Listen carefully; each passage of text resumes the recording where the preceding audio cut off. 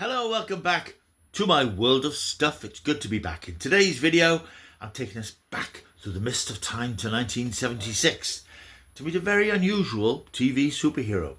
With one press of a button on his watch, he could do this. And with another press, he could do this. The Gemini Man.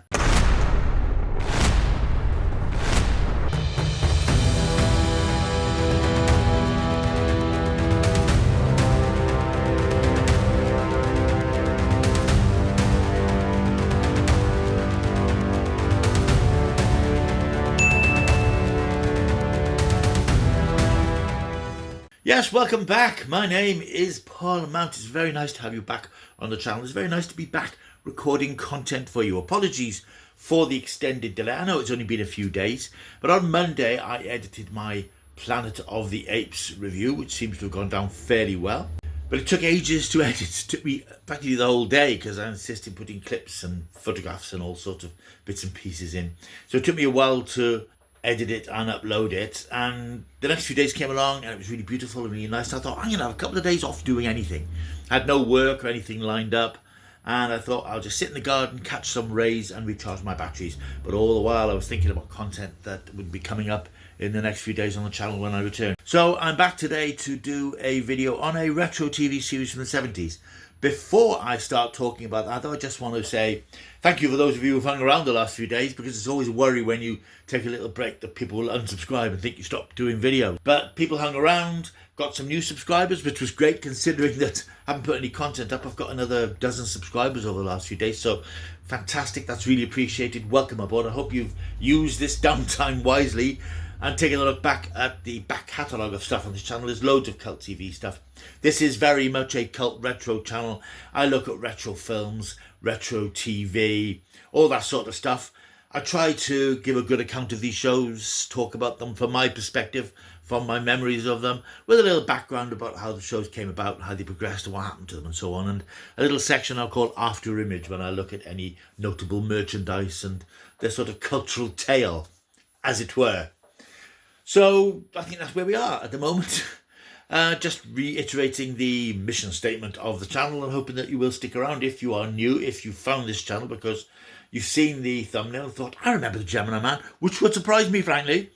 It's great to have you on board. Please click the like and subscribe button. The latest statistics show that I think it's 44% of the views of the channel are from subscribers. That's not bad by YouTube standards.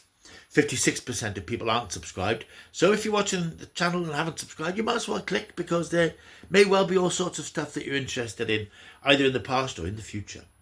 Having said all that, I don't think there's anything else housekeeping-wise I want to say. Nah, I don't think so. Right, let's talk about Gemini Man. 1970s were an odd time for sort of science fiction fantasy television. It was sort of post-Star Trek on American TV, and sort of the space race and all that excitement had died out a little bit. We'd had all the excitement of things like Batman and the Green Hornet and all those camp sort of adventure series in the 60s. 70s, certainly in the UK, was a much more grounded time. We had much grittier series, not much in the way of science fiction stuff. And when we did it, it tended to be fairly pessimistic, thinking of things like Doomwatch and Survivors, both of which have been covered on the channel, by the way. In America, I think the spirit of optimism lived on a little bit, and adventure series were the order of the day, but with a little dash of fantasy. But American TV at the time had a massive success with The $6 Million Man, starring Lee Majors. That ran for 5 years, between 1973 and 1978. And I think it was in 76, 77, the spin-off The Bionic Woman, starring Lindsay Wagner, arrived on screen. That was quite a big thing. And then later on we had the Incredible Hulk, short-lived Spider-Man series. All these things were sort of percolating away. So the idea of these vaguely superheroic characters were quite in vogue on American TV. But certainly in the 70s we had this idea of the superhero type character. It didn't have a cape, didn't fly, wasn't superheroic in a comic strip sense, but had strange abilities. In 1975, probably capitalising on the success of The $6 Million Man, which was sort of in its imperial phase about this point, NBC came up with the idea of doing a series based on, but not telling the story of H.G. Wells's famous 1897 novel The Invisible Man. They updated it, of course, and made it modern in the 1970s and quite sophisticated, and it starred David McCallum as scientist Daniel Weston. It's funny now, talking about these shows 50 years later, that when this was made, this was only a few years after The Man from U.N.C.L.E. had been cancelled. And this, of course, was the series that propelled David McCallum to huge international fame as the super spy Ilya Kuryakin, alongside Robert Vaughan's Napoleon Solo. It was a massive success, but a bit like Batman, it burned very brightly. It was sort of a TV version of James Bond, a bit more extreme and a bit sillier, I suppose. But as these fads often do, it sort of exploded and then faded fairly quickly. So this was only a few years after The Man from U.N.C.L.E. had been cancelled, so McCallum was still fairly hot property. Casting him in a major TV series must have been a bit of a coup. McCallum here played Dr. Daniel Weston. Melinda Fee played his wife, Kate Weston. The pilot episode of The Invisible Man is very interesting because it's quite dark and gritty and quite grim for an American fantasy show of the 70s. Without going into too much detail, because it's the sequel series I'm going to be talking about mainly in this video, Daniel Weston perfected a technique which made him invisible, but it had side effects. He couldn't become human again. He couldn't retain his human visibility. And it used all those TV tricks of objects floating in the air and using masks and things to show the human form. But it was quite dark. And again, he was, I think, as I remember from the pilot, he was on the run, being chased by this organisation. That aired as a pilot in May 1975. Then it was commissioned as a full series, which started in September 1975. By the time the series arrived, however, in September, the format had changed and lightened somewhat.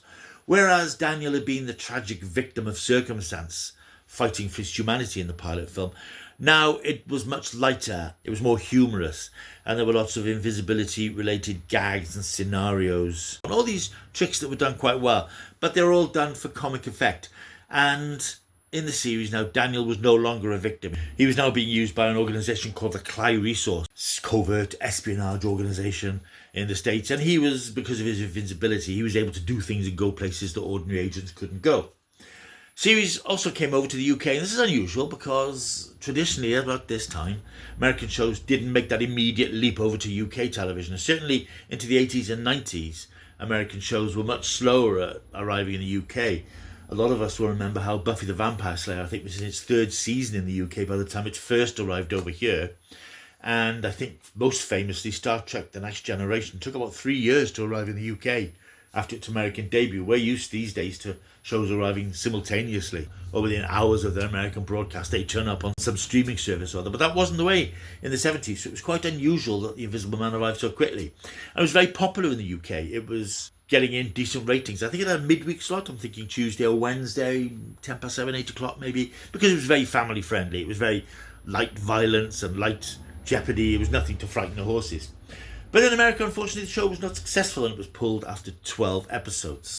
NBC, however, were not convinced that invisibility wasn't a thing that the public would love if they just got the format right.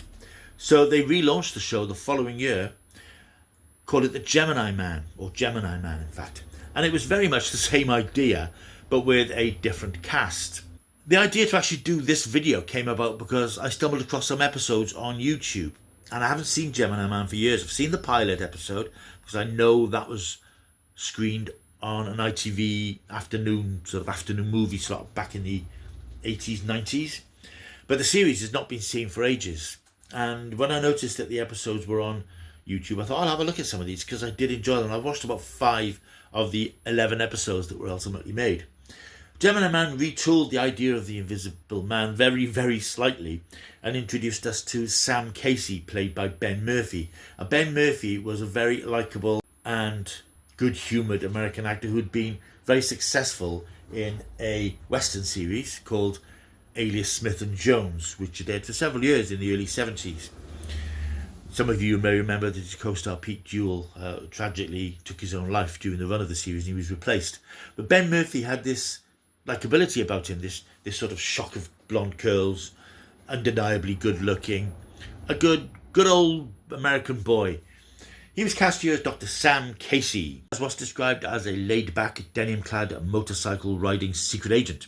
Whilst embarking on a deep-sea underwater dive to retrieve a fallen Soviet spy satellite, Sam is exposed to lethal radiation in an underwater explosion, which renders him invisible. He's taken under the wing of Intersect, the International Security Techniques Organization, which is sort of a covert, scientific, military espionage organization. It's a little bit ill-defined exactly what it is.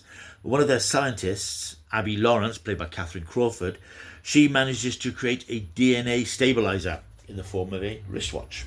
Pressing a button on the digital watch gives him the power to control his invisibility. He can become invisible for up to 15 minutes a day. However, if he exceeds that 15 minutes, as decreed by the timer, he will disappear once and for all and eventually die. So that's the gimmick of the series, that unlike Daniel in The Invisible Man, Sam can control his invisibility and he can use it, but he has to be very careful about how he uses it during the day because of the consequences if he doesn't reactivate the timer within that 50-minute period. Again, a pilot episode was shown in May 1976. It was commissioned then for a series which started in September 1976, and again it was screened in the UK very soon after its original broadcast. It fared no better than The Invisible Man. In fact, it fared worse, unfortunately. 5 episodes were screened in America before the plug was pulled. 11 were made. The 11th was, I think, it just finished production, and the plug was pulled completely on the series. All 11 were showed in the UK because, once again, the show was very successful. It appealed to a sort of midweek audience who were looking for some light adventure. And I was one of that audience because I remember watching The Gemini Man. It's Gemini Man. I must remember to call it Gemini Man. Not to be confused with that terrible Will Smith film a few years ago, by the way. But I love this series because I love that sort of gimmicky thing. The idea of this wristwatch that can, I'm not going to do it again, that can make people invisible. It was that sort of beep. And it was very well done in terms of the visuals because Sam would often be running somewhere. You press the button, he would disappear while he was running, or he'd reappear in fights. And it was, the editing is actually quite good. If you look at the episodes now, it's actually done very well. Only occasionally you can see where it hasn't quite worked because, of course, with these sorts of things, it all depends on people standing still and then Ben Murphy moving offset, moving back on and so on. And occasionally you'd see where people's movements had changed, the continuity wasn't quite right.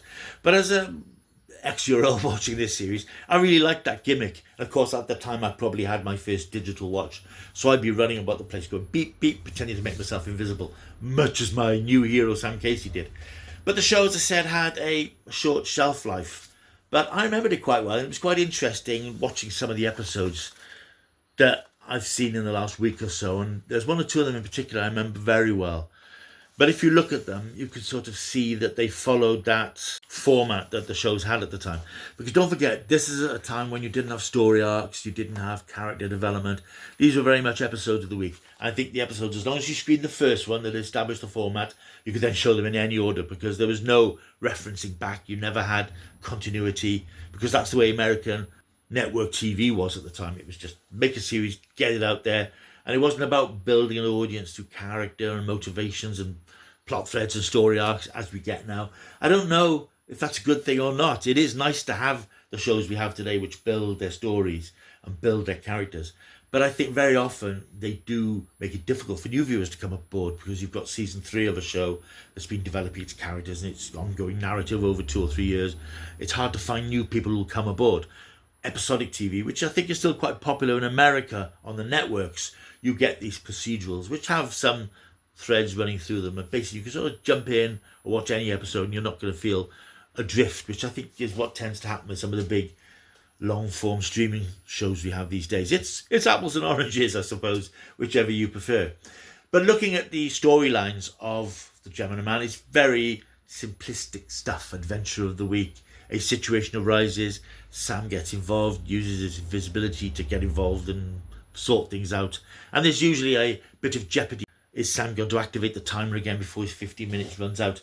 It's very much that format, but it works because Ben Murphy is such good company. He's such a bright presence. He's so affable, and of course it has the 70s sensibilities of him being a ladies' man. Every episode he's smooching up with some new young beauty, and you've got Abby, the scientist, who probably secretly fancies him, but it's sort of an unspoken attraction between them. And you've got their boss, Leonard Driscoll, at Intersect, played in the pilot episode by Richard Dysart and then taken over by veteran actor William Sylvester during the series. So the episodes themselves are quite mundane, but there are some which I think are quite entertaining. The one I particularly remembered, and I enjoyed watching it again this week. It's in fact the very first episode of the series when it went to series. Sam is tasked with transporting a new very unstable fuel across the country. Unbeknownst to him, Abby is in the back of the truck because he doesn't know that the fuel is unstable, although the bad guys are in a helicopter above watching to make sure it all blows up. I can't now remember the reason why they want it to blow up. I think they want to undercut this idea of cheap fuel and solving the planet's fuel crisis. But there's very nice tense sequences of Abby in the back, and she's got this big flask of this fuel and she's holding it close to herself and she straps it up so it doesn't rock back and forth.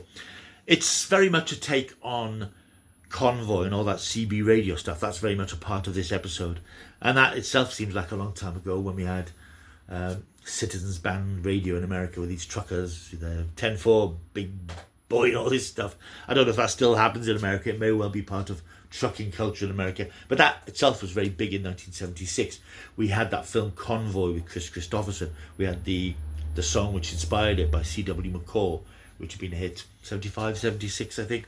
But it's quite an exciting little episode, and it features a guest appearance by a country singer, Jim Stafford, who had a hit in 74 called Spiders and Snakes. He played a character called Buffalo Bill, who gets involved with Sam during this adventure, and he actually returns in a later episode. Another one I remember quite well, and was quite startling watching it again this week, it's called Minotaur. This is basically mad scientist stuff. A scientist who works for Intersect has built the ultimate robot, a machine capable of levelling a building with a single blast from one of its laser guns. If the government doesn't give in to his $1 million demands, he will proceed to unleash destruction on various buildings throughout the city. Mad scientist, robot. But if you look at the robot, it will remind you, if you're a Doctor Who fan, of the War Machines from the 1966 Doctor Who serial of the same name. It's got the same sort of bulk to it, and it's got this arms and lasers. It's very much in the style of the War Machine. I don't think that the makers of Gemini Man were inspired by a Doctor Who serial. I don't suppose they'd seen it, but it did strike me, wow, that's a War Machine. I think that Minotaur is actually a good episode because it drifts into that science fiction area that the $6 Million Man drifted into occasionally. I think that if the show had carried on, it could perhaps have done more of this sort of thing and made more use of Sam's ability in these sort of situations. Another good episode, for various reasons, is called Sam Casey. Back in the 60s and 70s, all these adventure shows had episodes with a duplicate of the lead character. And here, some bad guys have conducted plastic surgery on a Cockney villain, Cockney gangster, turned him into a exact duplicate of Sam Casey and sent him into Intersect to take photographs of all Intersect's top secrets while Sam Casey is at a tennis tournament. This is, again, it's very good fun. I mean, it's sort of nonsense. This is a show that you sit back and just watch it for its naivety. But again, this is quite amusing because Ben Murphy is playing Sam. He's playing the double of Sam, obviously. But the double of Sam is supposed to be Cockney. And let's just say his accent sort of drifts somewhere between East London and Australia somewhere. It's a bit all over the place. But you got to admit, he's very game for sort of giving it a go. But it's quite a good fun episode. And again, I just love those scenes where Sam becomes invisible. It's just such a nice gimmick and it's done well. He presses his button, it beeps and he vanishes. And as I said, that was catnip to me back in the 70s watching that, because I just love that sort of imagery and the idea of being able to do that. The rest of the episodes, as I said, are mundane stuff. You look at the titles, there's Night Train to Dallas, where Sam becomes a bodyguard to a women's swimming team. I haven't watched that one yet, but I can imagine what it's like. Targets, he has to help a Russian scientist who wants to defect. Buffalo Bill rides again, teams him up once again with Jim Stafford's Buffalo Bill. This is in fact a very similar story. It's about a racing car that's been packed with a high explosive. And I think that those two episodes, Smithereens and Buffalo Bill rides again, were edited together as a TV movie later in the 70s or into the 80s. Escape Hatch sees a hostage situation on a luxury liner. 8, 9, 10 You're Dead. Sam has to help a boxer whose father's been kidnapped. Return to the Lion sees Sam forced to help a ruthless dictator return to power. And the final episode, Suspect Your Local Police, which was a spin on the Support Your Local Police, which was a thing I think in the 70s, where Sam becomes an undercover cop in the LAPD to investigate a potential Russian spy. So it's all very sort of mundane 1970s episodic TV stuff, with that really nice cute gimmick of Sam becoming invisible. So having watched a few episodes this week, I remember the show quite fondly, and I think quite fondly of it because it is very simplistic. I mean, the stories have no depth. They create this situation that Sam investigates with this wonderful ability to make himself invisible. But there is a nice chemistry between the core cast. It's all done with a twinkle. Ben Murphy just strides through it all, and I feel a bit sorry for him even now that the show wasn't successful, because there's a lot of potential there, but I think the scripting wasn't tight enough, and for some reason it sort of proved that American TV audiences didn't give a damn about invisible people, because, as I said, the show was pulled after 5 episodes in America. We got all 11 over here, and again, it is frustrating because it was very successful over here. It was quite popular, but that was it. There were 11 episodes that came and went, and in fact the 6 back episodes were never screened on network TV in America. Sure, they turned up on digital satellite channels and so on in the interim period, but never screened. And that's what network TV did at the time. If a show was successful, no matter how much they spent on it, no matter how many episodes there were, wasn't getting the numbers, off it came to get replaced by something else. So that's the Gemini Man, which I remember very fondly. I'd be very interested to hear if any of you guys out there remember the show, and also The Invisible Man that preceded it. Both very successful in the UK, but both belly flopped in America. But I really enjoyed watching the episodes I've watched this week on YouTube, about 5 of them, and I'm going to finish watching them all, because it's nice sometimes to go back to those innocent times when, you know, you had these very simple adventures with beginnings, middle and ends. You didn't have to keep up with all the story threads from 4 previous seasons and characters doing this, and, you know, it's simple storytelling, and sometimes that's really not bad. Gemini Man is on YouTube, and as I said, I'd be very interested to hear your thoughts on the series, if you remember it, and Sam Casey's ability to do, well, you know what. In terms of after image, because the show was quite successful in the UK, there was a Gemini Man annual published in 1977, published by Brown and Watson, who were sort of a down market version of World Distributors, who did most of the TV-based annuals in the UK. And in 2013, of all years for some reason, many years later, the show received its sole physical media release in France. Now, whether the show had been hugely popular, was well remembered in France, I do not know, but for some reason it was released in a box set where it laboured under the title of Le Nouvel Homme Invisible, which in my O-level French I think translates as The New Invisible Man. Which is why when you watch them on YouTube, it comes up with the French title. I mean, it's all in English. You get French subtitling for the episode titles. That's pretty much it. And that's the only merchandise, unfortunately. It's interesting that it was successful enough to spawn that physical media release in one territory. It seems very odd. And that one annual, which you can still pick up occasionally. And for what I've seen of it, I did have it years ago. But I think it was quite well put together. I think it had some photographic features and text stories and so on. For what it was represented the series quite well. So, there, the Gemini Man 1976 is my glorious return to the channel after a few days away. I hope you've enjoyed the video.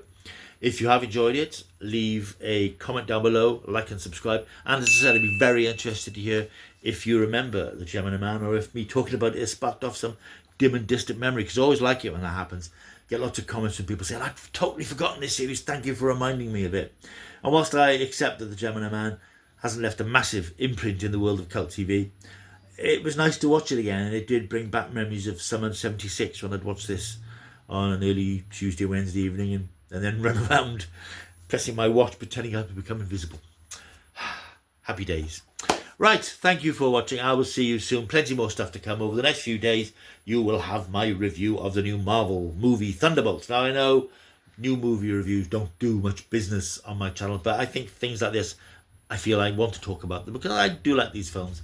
So that review should be up tomorrow. Of course, there'll be a new Doctor Who review of Lucky Day, the 4th episode in the new series. And hopefully on Sunday or Monday is going to be a bit of a biggie.